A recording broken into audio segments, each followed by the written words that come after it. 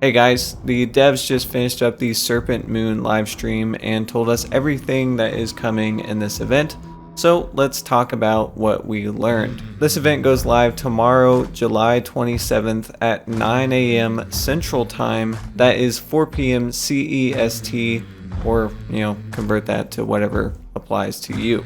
This event does come with a battle pass, and we will talk about that in just a second. But first, let's talk about the event points. There are 4 categories with which you earn event points with this event. The first one is exploration. You can find these snake dens around the map. There's also playing the objective. You get event points from finding clues, bosses, and extracting with the bounty. And then there's also PvP. You get event points from looting dead hunters. And finally, there is event points from sacrificing snakes at the altars. One other thing to mention here is you can use event legendary hunters, the Night Seer, Hail Mary, the Prescient, and the Witch Hunter, and those will also increase how many event points you are earning. New with this event is 2 new event items, snake dens and snake altars. Snake dens are these little baskets that will be scattered around the map, and inside them are snakes that you can extract. You can break snake dens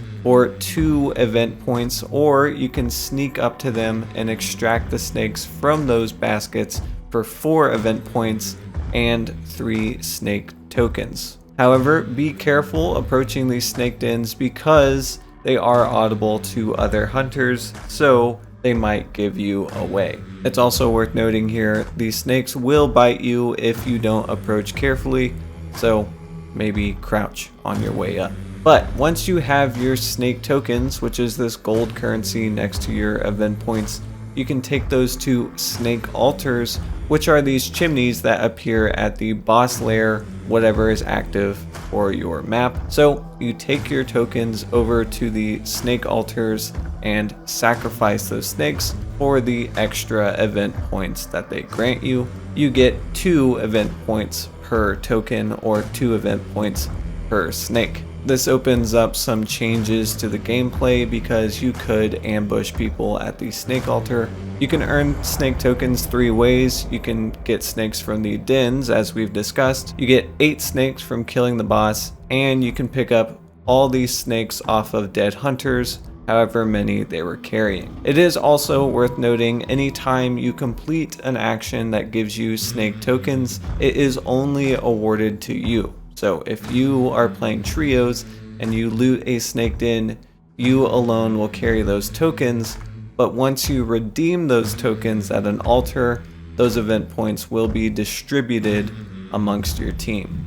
So if you sacrifice 1 snake token, everyone in your team gets 2 event points. Some other gameplay changes that are coming with this event are the 4 traits. There is, of course, the signee, which will boost your event point earn rate, but there's also 3 changes to existing traits: Poison Sense, Beast Face, and Serpent. With Poison Sense, they have increased the distance at which poison players can be seen in dark sight to 150 meters. It is normally 50 meters, so that's a pretty big buff, and that's actually farther than dark sight range. Beast Face reduces the risk of being attacked by snakes by reducing detection distance. And then for Serpent, you can sacrifice snakes from a safe distance in dark sight, and that's a 25 meter cap.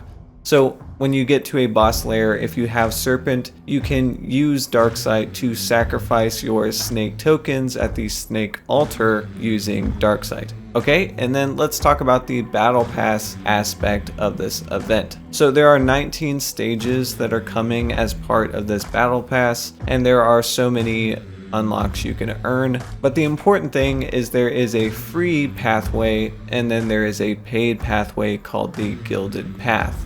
On the free pathway, you can earn most of the event items.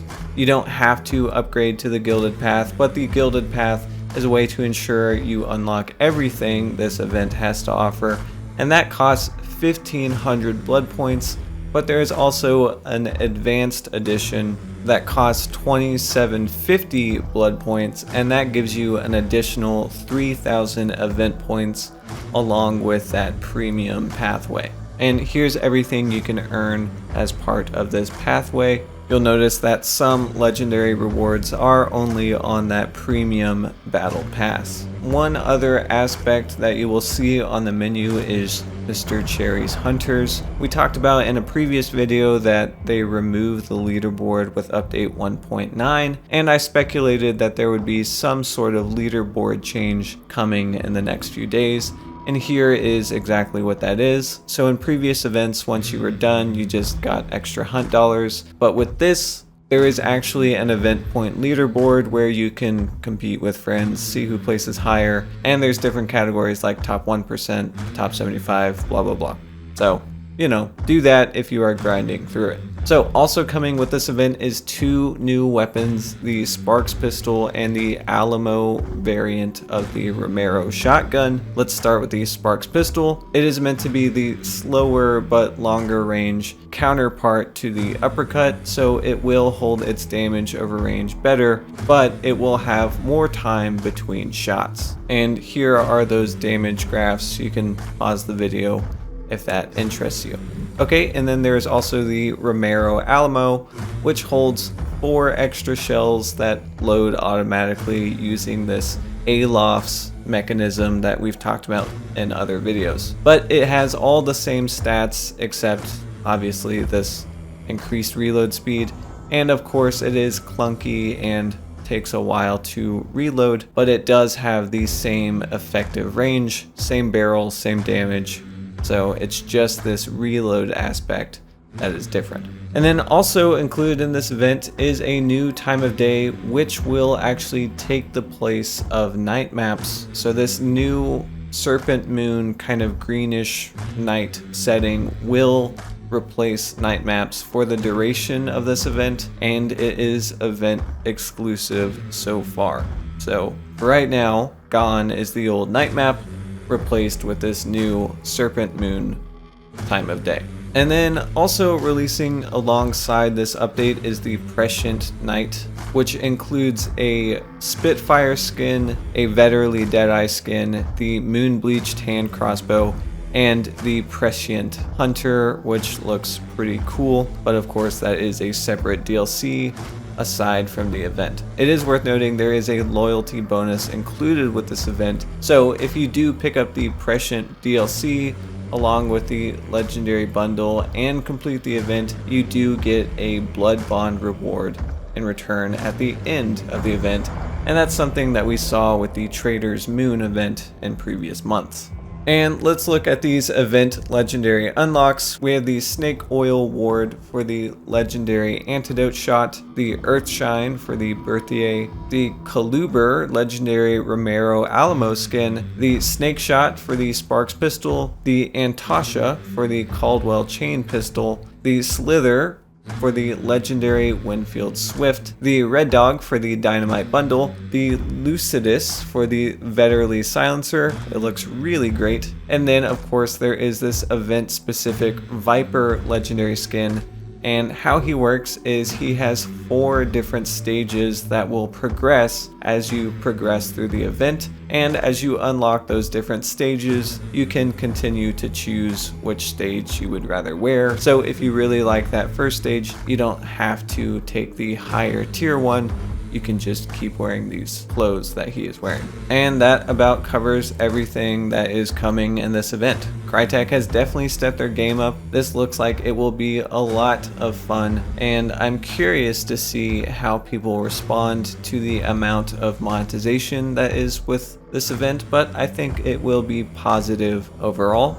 And I'm looking forward to the event starting. The Romero Alamo variant looks really great, and the Sparks pistol I'm sure will be very popular in 4, 5, and 6-star lobbies. I'm curious which one will win. I imagine the uppercut will still be a favorite, but the Sparks pistol looks like a skill weapon, so that is exciting. Anyway, tell me what you think about the event. Is there anything that you weren't too sure about that I can maybe answer? Go ahead and ask that question down below and I'll try to get back to you.